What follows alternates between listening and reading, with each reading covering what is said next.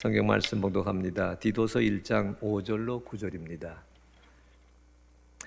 내가 너를 그레데에 남겨둔 이유는 남은 일을 정리하고 내가 명한 대로 각 성의 장로들을 세우게 하려 함이니 책망할 것이 없고 하나님의 남편이며 방탕하다는 비난을 받거나 불순종하는 일이 없는 믿는 자녀를 둔 자라야 할지라.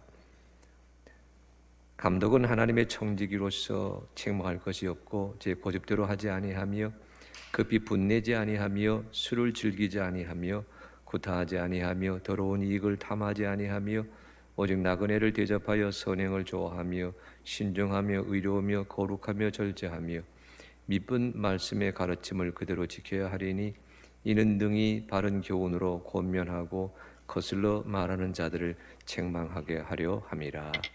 아멘.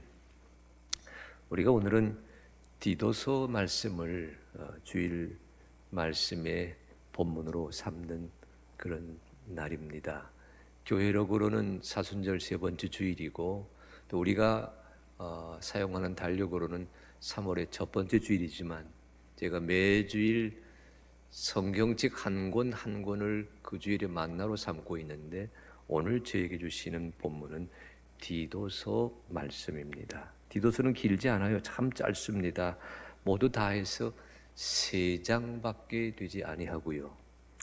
사도 바울의 편지라고 일컬어지고 있는데 사도 바울이 그 사랑하는 제자 디도에게 준 말씀으로 읽혀지는 목회 서신 중에 하나인데 디모데 전서, 디모데 후서에 비해서 디도서는 교리적이고 신앙적이고 때로는 신학적인 얘기보다는 선교적이고 전도적이고 일상적인 삶에 관심을 기울이고 있는 사도 바울의 서신 가운데 드물게 삶의 이야기를 본문 전체에 풀어놓고 있는 말씀이 우리가 오늘 본문으로 삼은 디도서라고 하는 성경입니다.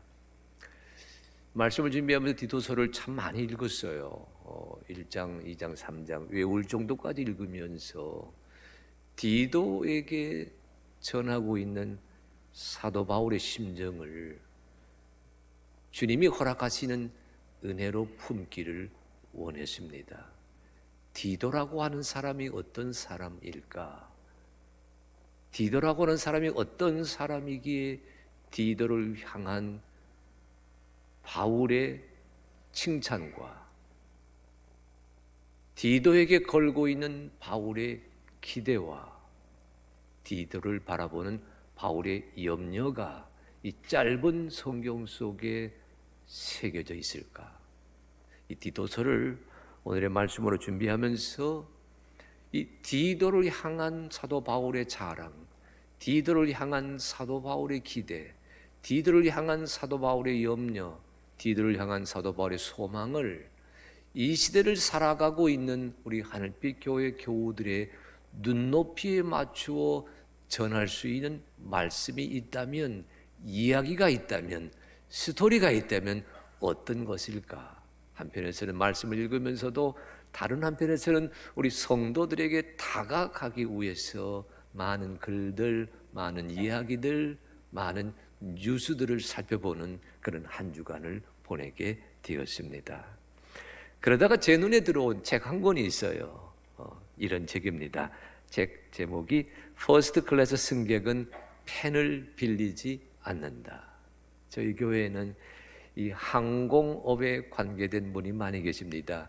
기장도 계시고 파일럿도 계시고 또 기술자도 계시고 또 승무원도 계시고 또 데스크에서 일하시는 분도 계시고 참 여러분들이 이 항공업에 종사하고 계시는데 지난 2020년 한 해 동안 참 어려우셨지요. 늘 여러분을 마음에 품고 기도하고 있었는데 오늘 디도서 말씀 읽으면서 이 디도서의 가르침을 우리 성도들과 나눌 때에 주여 저들의 눈높이에 저들의 마음의 폭에 다가가는 스토리가 하나 있어야 되겠어요. 그리 기도하는데 저 책이 제 눈에 들어왔어요. 퍼스트 클래스 승객은 펜을 빌리지 않는다. 저자는 미츠키 야키코라고 하는 일본 여자입니다. 16년간 비행기 승무원, 특별히 퍼스트 클래스 객실 서비스를 담당했던 사람입니다. 여러분, 이 책에는 이런 부제가 붙어 있어요. 책 위에.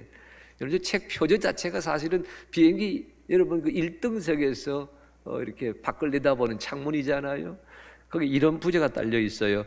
비행기 1등석 담당 스튜어디스가 발견한 3%의 성공 습관. 그 3%에 해당되는 자들의 성공 습관 중에 하나가 퍼스트 클래스 승객은 펜을 빌리지 않는다라고 하는 짧은 이야기로 소개되어 있었습니다. 비행기 타다 보게 되면 여러분 써야 될 것 많이 있어요. 출발할 때뿐만 아니라 여러분 목적지에 다가가게 되면 여러분 출입국 관리 사무소에 제출해야 될 이민 그 여권 관계 정보를 적어야 되잖아요. 또 지나갈 때 여러분 세관에 신고하는 절차가 있기에 가지고 있는 물건이 있는지 없는지 또 써야 되지 않겠어요? 뭐 이런저런 글을 써서 보고해야 될 그런 시간이 있는데 16년간 퍼스트 클래스를 담당했던 이 미즈키 야키코는 내가 서비스했던 16년 동안 퍼스트 클래스 승객은 단 어느 한 사람도 내게 펜을 빌리지 않았다. 그 사실을 도드라지게 밝히고 있더라고요. 뒤집어 얘기하게 되면 퍼스트 클래스 승객은 항상 메모하는 사람들이었습니다.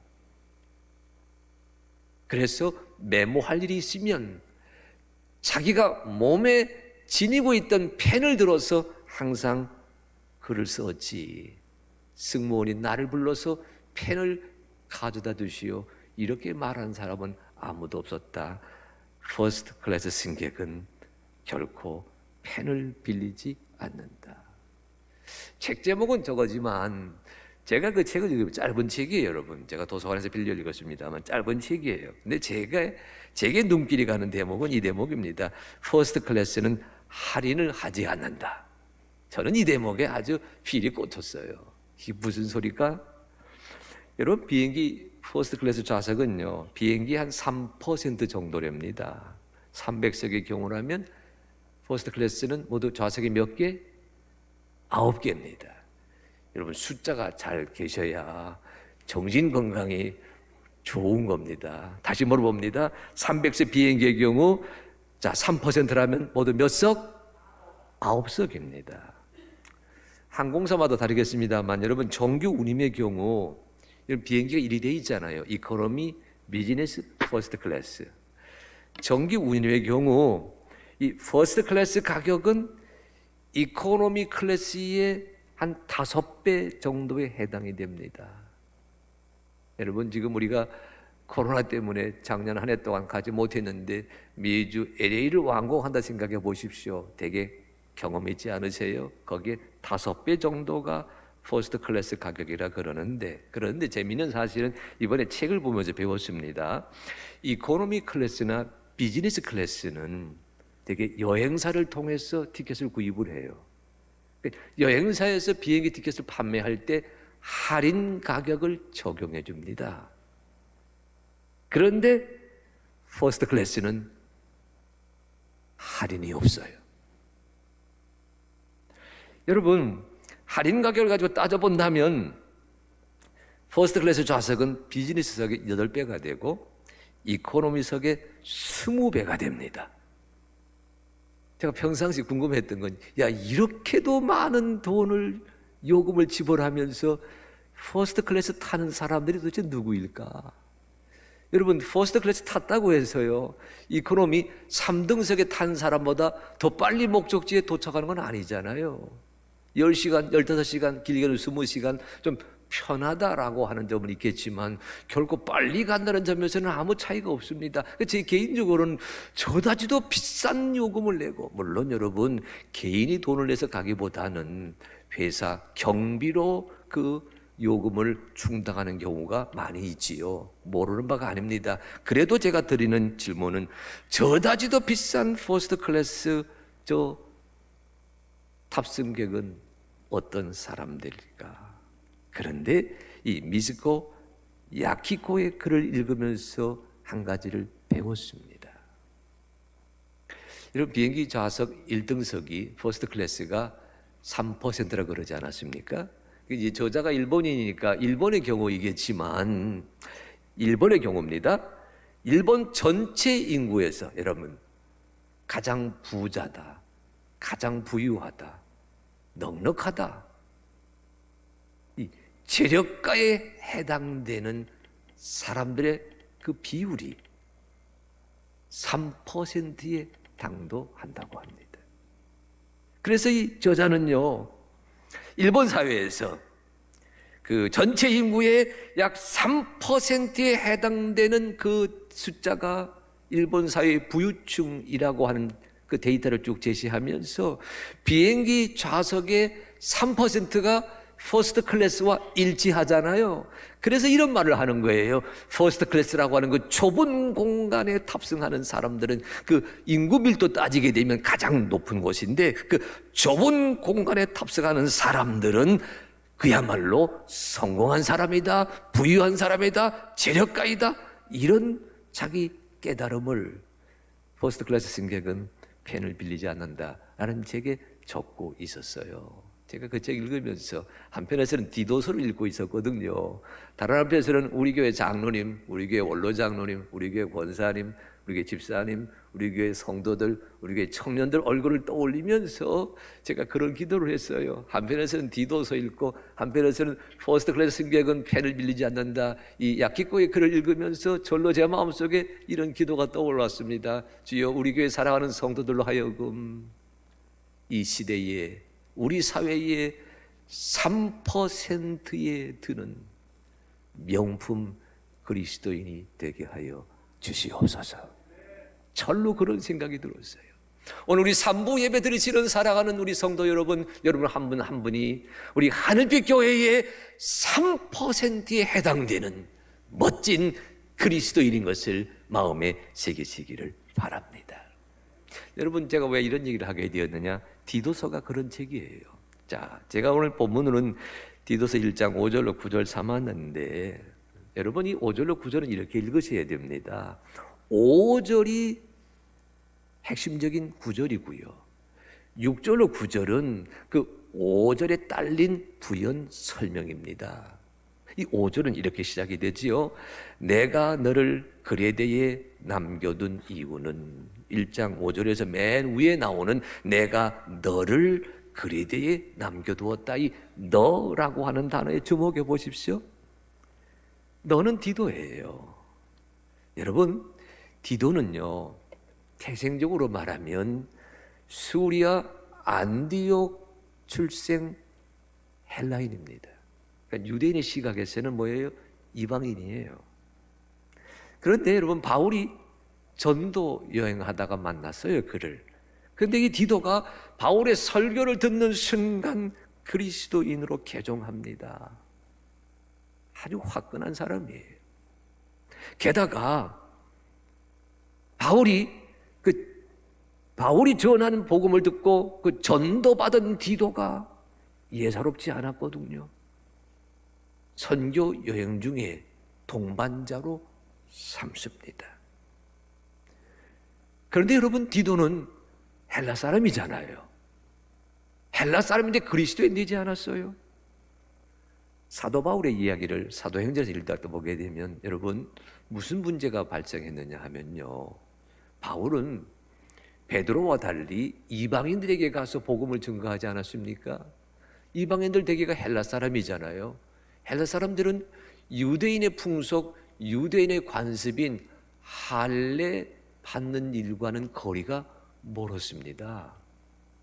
근데 바울이 전도 여행하면서 할례 받지 않은 그 헬라 사람들에게 예수 그리스도의 복음을 증거하고 그들이 복음을 받아들이면서 예수님의 사람 기독교인으로 개종하는 일이 마구마구 벌어졌거든요. 근데 이 소식이 베드로를 비롯한 예루살렘 교회에 지키던 유대인 그리스도인들에겐 대단히 불편했어요. 할례를 받느냐 못 받느냐, 주님을 믿는다고 하면서도 이 문제 가지고 갈등과 긴장이 벌어졌을 때에 선교 여행 중에 있는 사도 바울을 어떻게 했어요? 예루살렘 교회 사람들이 소환했어요. 사정을 들어보아야 되겠다.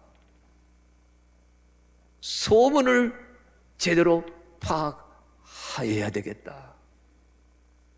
그때 여러분, 이 소환되는 여행에 나서면서 사도 바울이 대동했던 인물이 누구예요? 디도라고 하는 사람입니다. 갈라디아서 2장 1절 3절에 이렇게 되어 있어요. 14년 후에 내가 바나바와 함께 디도를 데리고 다시 예루살렘에 올라갔더니, 저 3절입니다. 그러나 나와 함께 있는 헬라인 디도까지도 억지로 할례를 받게 하지 아니하였으니. 디도는 할례 받지 않은 크리스찬이었습니다. 할례 받지 않았음에도 어느 누구에게 뒤떨어지지 아니한 그리스도인이다라고 하는 그 증인의 자격으로 바울과 함께 예루살렘으로 가는 여정에 들어서게 되었거든요. 이런 디도를 가르쳐 바울은 내 형제 같은 믿음을 따라 나의 참 아들 된 디도라고 소개하고 칭찬하였습니다. 그런데 여러분, 디도가 얼마나 신실했는지, 신실할 뿐만 아니라 그가 맡은 일을 얼마나 아름답게 처리했는지. 여러분, 전도 여행 중에요, 사실 사도 바울은 복음을 전했지만 복음을 받아들인 지역마다 교회가 들어서지 않았습니까? 근데 그 교회마다 바울이 떠나고 나면 이런저런 논란과 이런저런 긴장이 벌어졌어요. 그 중에 대표적인 교회가 고린도 교회입니다. 바울은 고린도에 다시 가기를 원했어요. 고린도 교우 식구들 만나면서 그들이 품고 있는 오해 해소시키기를 원했습니다. 하지만 갈 기회가 없었어요. 누구를 보내요? 디도를 보냈습니다. 그런데 여러분, 바울이 그 고린도 교회에 친서를 써서 보내거든요. 오늘 우리가 고린도 전서라고 말하는 성경책. 근데 그걸 가지고 가서 전달했을 뿐만 아니라 바울을 향한 고린도 사람들의 오해를 대번에 불식시켰어요. 그래서 여러분, 갈등과 긴장 사이에 있던 사람들에게 용서와 화해와 이해의 복음을 그 몸으로 드러냈던 그 인물이 디도라고 하는 주인공입니다. 요즘 우리 사회의 대세가 배달이잖아요. 쿠팡, 마켓컬리. 그런데 여러분, 쿠팡, 마켓컬리 말고 또 하나 있지요. 뭐지요? 이거 대답 못하신 분들은 시대에 거슬러 사는 겁니다. 누구지요? 배민, 배달의 민족. 지금 이 시대가 코로나 시대가 되면서 배달의 민족이 여러분 놀라운 바람을 불러일으키고 있어요. 이들의 매출이 어마어마합니다. 이 배달업 삼총사 어마어마한데, 여러분, 디도는 최초의 배민이었습니다. 배달사고 안 났어요. 그런 디도를 향해서 사도 바울이 뭐라고 칭찬한 줄 아세요? 8장 23절 고린도 후서입니다. 디도로 말하면 나의 동료요, 너희를 위한 나의 동역자요, 우리 형제들로 말하면 여러 교회의 사자들이요, 그리스도의 영광이니라. 여러분, 디도를 어떻게 설명하고 있어요? 나의 동료다, 나의 동역자다. 그 다음 뭐라 말해요? 교회의 사자들이다. 교회의 사자 중에 한 사람. 여기 사자라고 우리말로 번역되어 있는데 새 번역은 심부름꾼이라고 그랬지만 원어의 뜻은 사도다, 그런 뜻이에요. 사도 바울 못지않은 사도가 디도다. 얼마나 신실했으면, 얼마나 진실되었으면, 얼마나 진솔했으면. 사도 바울은 여러분, 예수님의 12 제자에게만 불렸던 그 사도라고 하는 칭호를 디도라는 헬라인 그리스도인에게 아낌없이 사용했어요. 근데 제가 더 감동한 것은 그 다음이에요. 그를 가리켜 뭐라 말하고 있지요? 따라하시기 바랍니다. 그리스도의 영광이니라. 다시, 그리스도의 영광이니라. 예, 녹사 크리스투. 이 녹사 크리스투 헬라어로요. The glory of Christ. 이 녹사란 말이 영광이란 단어거든요. 우리말에서는 여러분 독사하게 되면 뱀이지만 헬라어에서는 독사하게 되면 글로리입니다. 여러분 제가 전화를 이렇게 한두 마디 하면서 배우시는 거예요. 아무도 반응이 없네. 저는 여러분 외국어를 그렇게 공부했어요. 헬라어, 히브리어, 영어, 독일어 전 그렇게 공부했어요. 낱말을 6,000개, 10,000개 외워갔잖아요. 다 그렇게 연상해서 공부했어요. 우리말에서는 독사하는 나쁜 뱀이지만 헬라어에서 독사는 영광입니다. 독사 그리스도, 그리스도의 영광이다. 근데 이 말은 무슨 뜻이냐면 예수 그리스도의 자랑이다, 그런 뜻입니다. 여러분, 사도 바울에게 디도라고 하는 사람이 예수 그리스도의 자랑이었듯이 오늘 우리들의 말로 하게 되면 사도 바울의 제자 가운데, 사도 바울의 길림을 받은 많은 그리스도인 가운데 디도는 3%에 해당되는 명품 그리스도인이었다고 하는 그런 뜻이, 저는 예수님의 자랑이다, 저는 교회의 사도다라는 말에 새겨져 있다면, 오늘 이 말씀을 주일 본문으로 듣고 있는 우리 산부 예배드리는 사랑하는 성도 여러분 한 분 한 분이 여러분 이 시대에 예수 그리스도의 사랑이 되시는 우리 교회의 3%가 되고, 한국 교회의 3%가 되고, 한국 사회의 3%에 해당되는 명품, 신실하고 진실되고 진솔해서 성공한 사람이라 여겨지는 퍼스트 클래스의 주인공이 되시기를 간절히 축복합니다. 이런 디도 같은 그리스도인이 되게 하여 주시옵소서. 근데 오늘 성경 1장 5절 디도서에서는요, 그 말씀이 이렇게 이어지거든요. 내가 너를 그레데에 남겨둔 이유는 남은 일정을 정리한다. 여기 남는다라는 말이 2번씩 나오고 있는데, 우선 여러분 이 남는다, 남겨두었다, 남은 일정이다, 그걸 살펴보기 전에 그레데라고 하는 이 위치, 이 섬에 대해서 살펴보려고 합니다. 그레데는 섬입니다. 지도 한번 보여주실래요? 네, 그리스 반도 밑에 여러분 터키 반도 사이에 에게해와 지중해가 맞닿는 곳에 있는 섬이에요. 오늘날 그리스에서 가장 큰 섬입니다. 여러분 지도에서는 크레타 그렇게 불리고 있지요. 여러분 역사 공부하신 분들은요, 크레타 문명 기억할 겁니다. BC, 그러니까 주전 1800년에서 1600년경 크레타 문명이 꽃피웠던 섬이 저 그레데입니다. 여러분 이제 그레데는 오늘날 가보시게 되면 굉장히 아름다운 항구 도시입니다. 다음 그림 보여주실래요? 예. 사도행전 27장에 보게 되면 사도 바울이 이 그레데 항구에 머물렀던 적이 있어요. 근데 성경은 그 항구가 얼마나 아름다웠는지 미항, 아름다울 미자를 써서 아름다운 항구. 그 다음 그림 보여주실래요? 네, 아름다운 도시입니다. 그뿐만 아니라 여러분 사도 바울은 주 1세기 사람이지만 바울이 발을 들여놓기 1500, 1600년 전에 이미 크레타는요, 크레타 문명이라고 하는 문명의 발상지였어요. 오늘날 고고학적으로 다 발굴되어 있습니다. 보실래요? 예, 아마 여러분 성지순례 할 때에 저 크레타 섬을 갈 기회가 있으면 참 좋을 것 같다 생각이 들어요. 이제 2021년은 안 되겠지만 2022년 하늘길을 열어서 우리 온 교우들이 함께 성지순례하는 그런 감격 누리기를 간절히 소망합니다.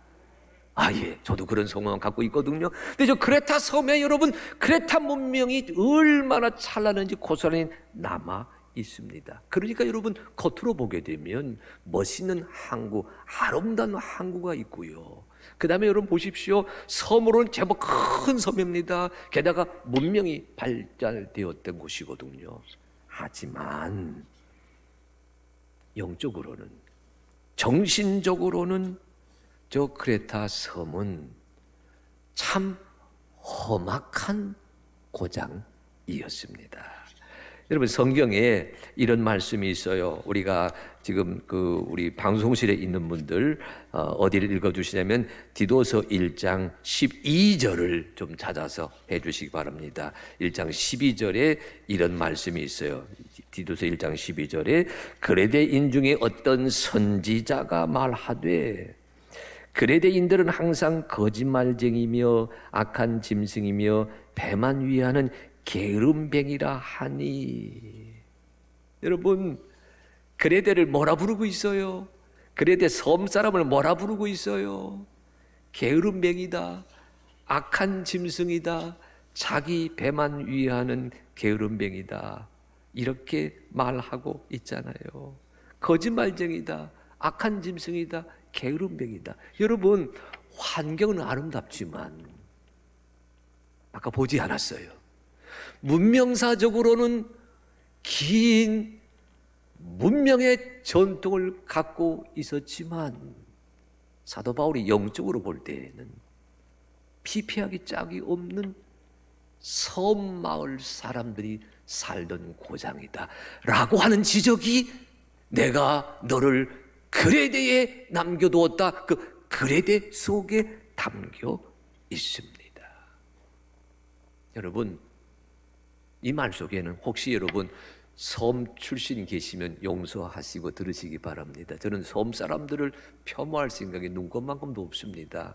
다만 여기 그레데의 어떤 선지자가, 이 그레데의 어떤 선지자는요, 여기 지금 선지자, 사도 바울 같은 선지자를 말하는 게 아니고 그레데 출신 시인입니다. 이 사람이에요. 그 사람 이름 보여주실래요?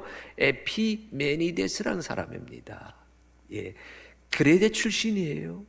그가 자기 고장 사람들을 향해서 뭐라 말했어요? 거짓말쟁이, 악한 짐승, 자기 배만 위하는 사람들. 어쩌면 여러분 대륙과 동떨어져서 섬에 살기에 섬 사람들 특유의 거친 태도, 투박한 말씨, 어쩌면 오늘 하루 잘 먹어야 내일 바다에 나가서 무슨 일을 당해도 살아날 수 있을 것이라고 하는 현실 지향적인 생각, 아마 그런 것이 이 말에 저는 담겨 있다라고 생각은 합니다. 하지만 문자적으로 이 그레데 출신 시인이 그레데 사람을 향해 뭐라 말했어요? 거짓말쟁이다, 악한 짐승이다, 자기 배만 위하는 게으름뱅이다. 살기 위해서는 거짓말을 남발하던 그 환경이 그레데입니다. 이익이 있다고 여겨지면 사나운 짐승처럼 몰려드는 사람들이 그레데 사람이란 지적입니다. 그리고 그들이 원하는 것은 배불리 먹는 것밖에 없었어요. 그러니까 보십시오. 몸은 건강했는지 모르지만 마음은 피폐하였습니다. 문명은 세웠는지 모르지만 영적으로는 가난하기 짝이 없었습니다. 그런 그레데에 사도 바울이 누구를 남겨두어요? 그 3%에 드는 하나님의 사람, 이 디도를 그레데에 남겨두었다는 뜻입니다. 여기에는 여러분 바울의 간절한 마음이 있어요. 저는 여러분 1장 12절에서 그곳에 사는 사람들은 거짓말쟁이다, 악한 짐승이다, 게으름뱅이다 그리 얘기했지만 저는 그것을 거친 들이다 이렇게 바꾸었거든요. 옥토가 아닙니다. 좋은 밭이 아니에요.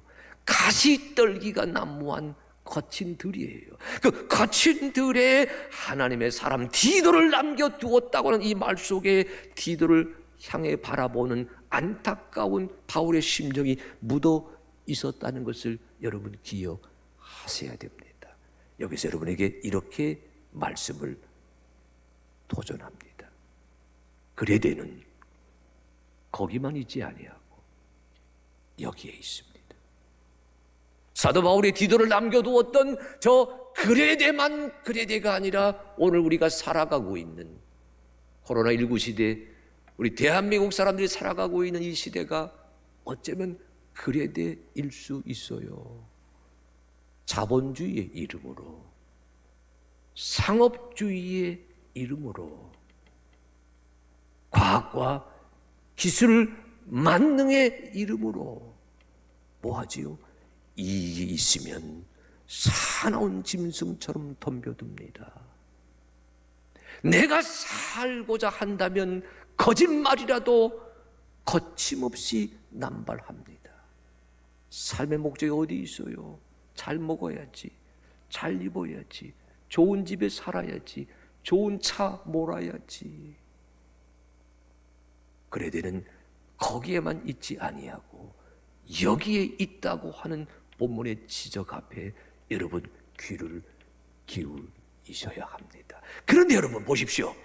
그레데에 누구를 남겨두었어요? 본문에서는 3%에 해당되는 제자 디도를 남겨두었습니다. 오늘 이 시대에 우리 하늘빛 교회를, 오늘 3부 예배 드리는 여러분을 우리 주님께서 남겨두시어서 이 그레데 성의 뜻이 하늘에서 이루어진 것처럼 땅에서도 이루어지는 아름다운 역사가 펼쳐지게 되기를 기대하고 계신다는 주님의 마음을 오늘 아침 여러분 마음속에 품게 되시기를 간절히 소망합니다.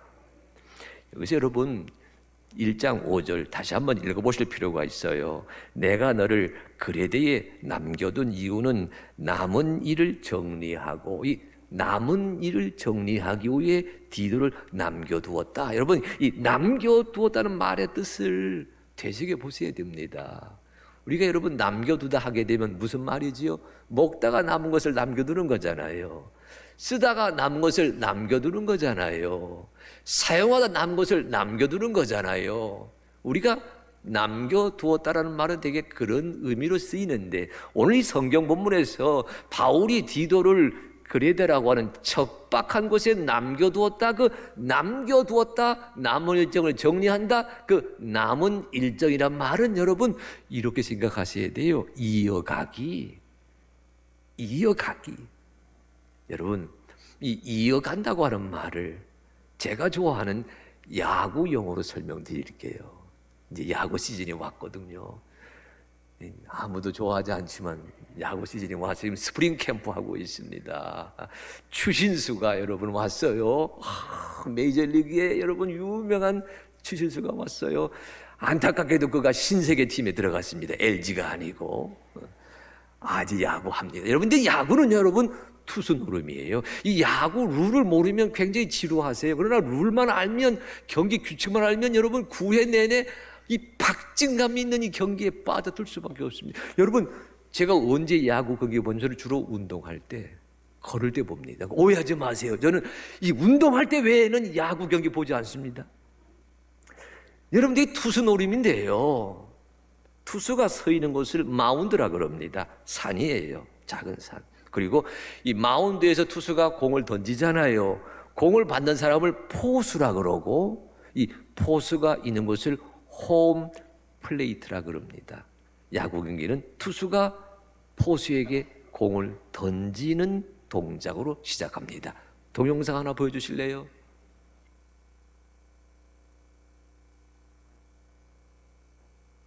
예, 여러분 저 투수가 있는 곳에서 포수가 있는 곳, 야구경은 단순해요. 투수는 저 타자가 공을 못 치게끔 빠르게 던지면 됩니다. 교묘하게 던지면 됩니다. 타자는 투수가 어떻게 던지든 치고 나가면 되는 거예요.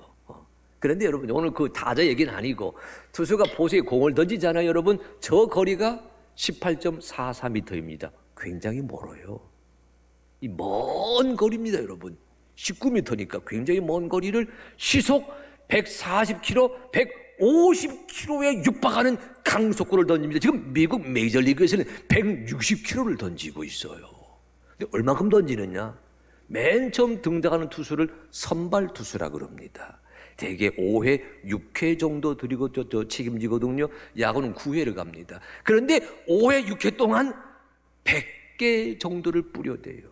그 어깨가 어떤 어깨인지 아시겠지요? 그런데 여러분, 선발 투수가 야구 경기 전체를 주도하지 않습니다. 왜냐하면 5회, 6회 정도 하고 난 다음엔 마운드에서 내려가요. 그 다음 그 선발 투수를 이어서 마운드에 서는 사람을 영어로는 물펜이라고 그러고 우리말에서는 개투 요원, 마무리 투수라고 부릅니다. 야구 경기에서는 선발 투수와 그 이어 던지는 마무리 투수가 중요합니다. 여기 남겨두었다, 남은 일정이다라는 말은 무슨 뜻이에요? 바울의 뒤를 이어 복음의 진리를 전하는 마운드에 세웠다는 뜻입니다. 바울의 뒤를 이어서 복음의 진리를 전하고 복음의 진리를 가르치고 복음의 진리를 전도하고 복음의 진리에 따라 믿음과 소망과 사랑을 가르치는 그 마운드에 서게 했다는 일. 마운드는 여러분 문자적으로는 작은 산이지만 교회도 마운드입니다. 세상에 높은 곳에 십자가가 서 있잖아요. 우리 하늘빛 교회가 그런 마운드에 서 있는 줄로 믿습니다. 그 마운드에 서서 무슨 일을 하게 한다고요? 사람을 세우라고 하는 그런 과제를 주었습니다. 1장 5절 다시 읽어봅니다. 내가 너를 그레데에 남겨둔 이유는 남은 일을 정리하고 내가 명한 대로 각성에 장로들을 세우게 하려 함이니. 여러분 여기 장로란 단어가 나오지만 오해하지 마십시오. 우리 교회에서 주고받는 그런 직제 장로를 가리키는 단어는 아니에요. 바로 밑에는 감독이 나옵니다. 그래서 이 감독도 우리 감리교회 감독 비숍이 아니고요. 여러분 영어 성경 보게 되면 overseer, 관리자라고 되어 있는 걸 알 수가 있어요. 게다가 여기 디도서 2장 보게 되면 바울이 디도에게 이러이러한 사람을 세우라라고 말하는데 어떤 사람을 세우냐면 성경 그대로 읽을게요. 늙은 남자, 늙은 여자를 세우는 겁니다. 나이든 남자, 나이든 여자를 세워서 젊은 남자, 젊은 여자들을 말씀으로 가르치게 하라 이렇게 되어 있거든요. 그러하게 여기 장로라고 하는 이 타이틀은 우리 교회에서 만나는 교회 직제 중에 장로이기보다는 원로, 지도자, 머리가 되는 사람. 아니 무슨 말이지요? 디도 스스로가 3%에 속한 사람이었듯이 네가 말씀으로 예수님의 사랑으로 3%에 해당되는 그리스도인들을 양육하는 일을 책임져야 될 것이다. 게다가 여러분 오늘 성경에서는요 1장 5절 각성의 장로들을 세우게 하려 함이니 이리 말했지 교회에 장로를 세운다 이렇게 말하지 아니하였거든요. 복음의 마운드에 서서 진리의 마운드에 서서 예수님의 사랑의 마운드에 서서 사도 바울을 이어 등장한 개투 여원 디도가 무슨 일을 감당해야 된다고요? 사람을 세우는 겁니다. 내가 하나님 은혜 안에서 예수님 은혜 안에서 3%에 해당되는 퍼스트 클래스가 되었듯이 저들이 저 그레데 도성에 물질만 알고 정신은 없는 사람들, 물질에 매여 살되 영적인 은혜를 누리지 못하고 사는 사람들에게 하늘 아버지의 은혜를 그리스도 예수를 통해서 깨닫게 하는 그 일, 그 깨닫는 자를 세우라고 하는 그 사명을 감당하라고 내가 너를 그레데에 남겨두었다. 이리 설명하고 있거든요. 여러분 사람을 세우는 방식이 6절로 9절입니다. 여러분 짧게 제가 한번 읽어볼게요. 디도 1장 6절로 7절은 우선 이렇게 되어 있어요. 책망할 것이 없고 하나하나의 남편이며 방탕하다는 비난을 받거나 불순종하는 일이 없는 믿는 자녀를 둔 자라야 할지라 감독은 하나님의 청지기로서 책망할 것이 없고 제 고집대로 하지 아니하며 급히 분내지 아니하며 술을 즐기지 아니하며 구타하지 아니하며 더러운 이득을 탐하지 아니하며 생활을 바르게 하는 사람 되게 하라는 얘기예요. 우리식으로 말한다면 중독에 빠지지 말게 하여라. 일 중독에 빠지지 말게 하여라. 알코올 중독에 빠지지 말게 하여라. 담배 중독에 빠지지 말게 하여라. 마약 중독에 빠지지 말게 하여라. 향락과 섹스, 성 중독에 빠지지 말게 하여라. 그래야 뭐가 된다? 명품 지도자가 되고 원로가 되고 그리스도인이 된다. 근데 그 다음 9절, 8절로 9절입니다. 오직 나그네를 대접하며 선행을 좋아하며 신중하며 의로우며 거룩하며 절제하며 믿은 말씀의 가르침을 그대로 지켜야 하리니 이는 능히 바른 교훈으로 권면하고 거슬러 말하는 자들을 책망하게 하려 함이라. 여기 미쁘다고 하는 말은 여러분 참되다라는 뜻이에요. 여기 미쁜 말씀은 복음을 가르치고요, 바른 교훈은 그 복음에 기초한 교리를 가르치는 낱말입니다. 어떻게 하라고요? 여러분, 아니 된다, 아니 된다, 아니 된다. 그거보다 주목하실 것은 이런 자가 되어야 된다, 이런 자가 되도록 해야 된다. 거기에 주목하십시오. 복음의 진리로 무장해서 예수 그리스도의 복음으로 험하고 힘들고 지치기 짝이 없는 세상사를 잘 극복해 가는 어른들, 지도자들, 명품들을 만들어 놓으라고 하는 그런 지적이 6절로 9절 속에 새겨져 있습니다. 저는 이 말씀을 이렇게 바꾸어서 2부 예배 때 나누었어요. 이 디도가 이 사명 감당하려면 어떻게 한다고요? 여기 6절로 9절에서 특별히 여러분 7절, 8절, 9절 말씀에서 복음의 말씀을 배우고 복음의 말씀을 지키고 복음의 말씀을 가르쳐 익히게 하라, 그런 뜻이거든요. 저는 이 말씀을 이렇게 바꾸어 보았습니다. 여러분 따라하시기 바랍니다. 익혀야 이깁니다. 따라하죠. 익히다, 이기다. 그러니까 아무리 명품 그리스도인 되었다 하더라도 3%에 들었어요, 이미 디도는. 그렇지만 그레데라고 하는 험한 환경에 내보내면서 뭐란 말이에요? 말씀을 익혀라, 복음을 익혀라, 진리를 익혀라. 그래야 뭐가 된다? 세상을 이길 수가 있다. 여러분, 익힘으로 이겨가는 그리스도인 되시기를 주님의 이름으로 축복합니다. 여러분, 우리 이 3부 예배 드리는 사랑하는 성도들이 3% 그리스도인이 되어서 우리 하나님이 예수 그리스도 안에서 여러분을 사랑하는 우리 하늘빛 3부 예배 드리는 온 성도님들, 우리 장로님들, 우리 모든 사람 한 사람 한 사람이 그리스도 예수의 사랑인 것을 감격적으로 고백하게 되시기를 축복합니다. 그러나 여러분, 우리를 어디에 남겨두셨어요? 그레데에 남겨두었습니다. 우리에게 뭘 기대하세요? 너 하나님의 사람아, 복음을 익히고 말씀을 익히고 듣지만 마세요. 익혀야 됩니다. 읽지만 마세요. 묵상하셔야 됩니다. 입술로만 따라하지 마세요.